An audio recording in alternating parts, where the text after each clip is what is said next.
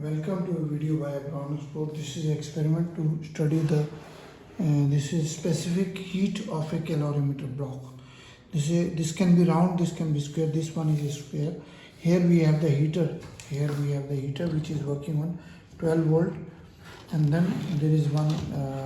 Here we have the thermometer also. We put a little one drop of water so that the water temperature can be seen in this. This one is voltmeter, this one is a ammeter. We are connecting this parallel this to voltmeter. If we separate this, there is no connection, but it will show you the voltage. You can see the voltage showing. It has 2 to 12 volt. So the 20 volt.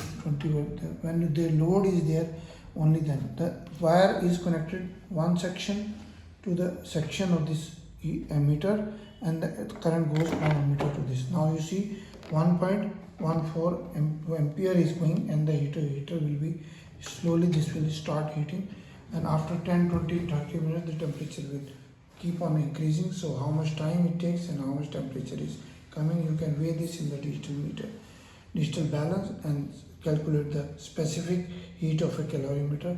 Very easy system, very light system, a very special one. We have got this instrument, so you can see that this is our email is abron01@gmail.com, another is info@abronexports.com, website is abronexports.com, and our WhatsApp number is 9992222049, another is 9416020018. This is a very simple instrument but digital. Here we have the power supply, here we have the variable power supply. You can check up different volt and different amperes. You can see this 2 amperes is coming, so the 1.98 voltage is being used. So you can check up and see this. Okay, this has a built-in